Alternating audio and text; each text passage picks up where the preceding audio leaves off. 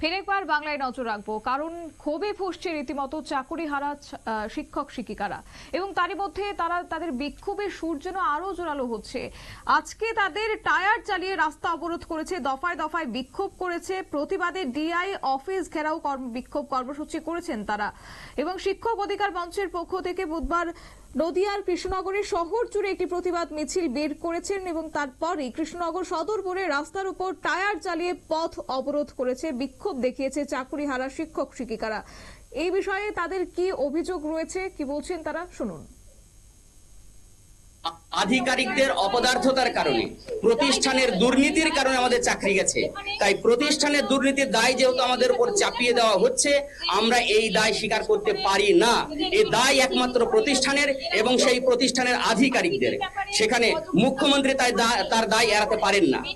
তিনি আমাদের পরীক্ষা যেভাবে নিয়েছিলেন, সমস্ত পদ্ধতি অবলম্বন করে আমরা যোগ্যতার নিরিখে বারংবার পাশ করে আজ পর্যন্ত আমরা চাকরিতে বহাল ছিলাম। কিন্তু 3 তারিখের পর আমাদের চাকরিটা গেছে, দেওয়ালে পিঠ থেকে গেছে।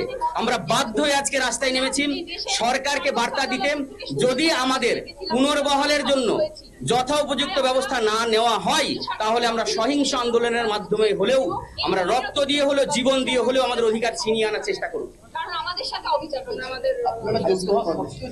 আজকে আমরা ডিআই অফিসে অভিযান করছি, ডিআই অফিসে তালা লাগাবো।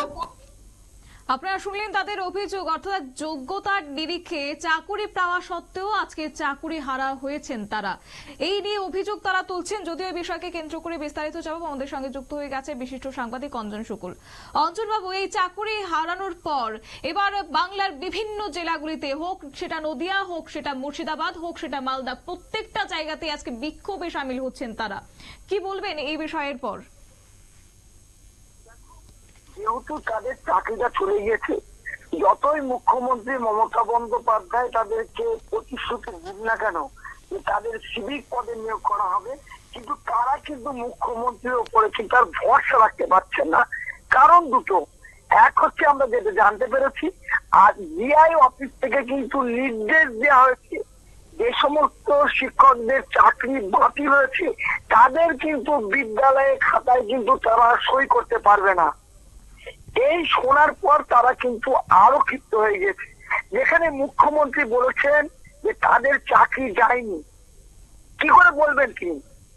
সেই সংক্রান্ত কোনো চিঠি নেই। সুপ্রিম কোর্টের নির্দেশ অমান্য করতে পারেন না মুখ্যমন্ত্রী।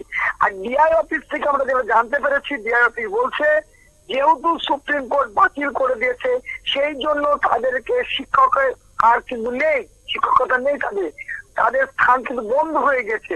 সেই জন্য কোন স্কুলেই কিন্তু তাদেরকে গ্রহণ করা যাবে না। যে সমস্ত মাস্টারমশাইরা আজকে স্কুলে গিয়েছিলেন তাদের কেউ ফিরে এসেছেন, কেউ বা স্কুলে আছেন, কিন্তু খাতায় কিন্তু তাদের সই করা যায়নি। সেই জন্যই তারা কিন্তু আরো বিক্ষোভ দেখেছেন। এই ঘটনার পরে কৃষ্ণনগরে কিন্তু টায়ার জ্বালিয়ে অবরোধ করেছে দফায় দফায়। ক্ষোভে ফুঁসছে চাকরি হারা শিক্ষক শিক্ষিকার। প্রতিবাদে ডিআই অফিস তারা ঘেরাও করেছেন। তাদের পক্ষ থেকে দাবি করা হচ্ছে যে অবিলম্বে তাদের যারা যোগ্য তাদের চাকরি ফিরিয়ে দিতে হবে। কিন্তু ডিআই অফিসেরও ক্ষমতা নেই, যেহেতু সুপ্রিম কোর্ট নির্দেশ দিয়েছেন। এখন সুপ্রিম কোর্ট যদি বহাল করে সেটা আলাদা, আর সুপ্রিম কোর্ট কিন্তু এটাও নির্দেশ দিয়েছেন যাদের চাকরি চলে গিয়েছে তাদের কিন্তু 3 মাসের মধ্যে চাকরি নিয়োগ করতে পারবে। সেক্ষেত্রেও কিন্তু মুশকিল, কারণ যখন এই নিয়োগটা করা হবে শুধু কিন্তু এই 26,000 নিয়োগ যারা হয়েছে তাদের নয়, কিন্তু তাদের প্রায় 32 লক্ষ যে ক্যান্ডিডেট ছিল তাদেরকেও কিন্তু পরীক্ষায় বসতে দিতে হবে। সুতরাং যে সমস্ত শিক্ষক শিক্ষিকারা চাকরি হারিয়েছেন তারা মুখ্যমন্ত্রী মমতা বন্দ্যোপাধ্যায় যে প্রতিশ্রুতি দিচ্ছেন সেই প্রতিশ্রুতিতে কাজ হবে না। এই জন্যই তারা আজকে ডিআই অফিস ঘেরাও করেন। তার পরবর্তীকালে তারা রাস্তায় টায়ার জ্বালিয়ে দীর্ঘ 2 ঘন্টা অবরোধ করে রেখেছেন। তাদের দাবি যেভাবেই হোক মুখ্যমন্ত্রী বলুন যে তাদের পার্মানেন্ট চাকরি আবার দেওয়া হবে। যতক্ষণ পর্যন্ত এই দাবি না আসবে বা মুখ্যমন্ত্রীর তরফ থেকে না জানানো হবে যে যোগ্য প্রার্থীদের চাকরি ফিরিয়ে দেওয়া হবে, ততক্ষণ পর্যন্ত তারা অবরোধ চালিয়ে যাবে।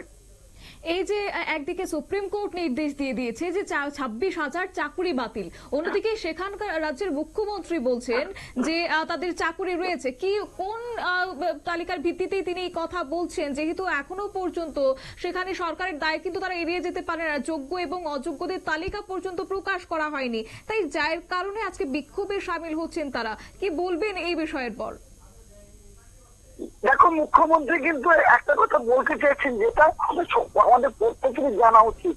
মুখ্যমন্ত্রী বলেছেন যে সমস্ত অযোগ্য মানে সুপ্রিম কোর্ট যে নির্দেশ দিয়েছেন যে অযোগ্য শিক্ষক অর্থাৎ 8,000-এর কিছু বেশি অযোগ্য শিক্ষক তাদের কিন্তু টাকা ফেরত দিতে হবে।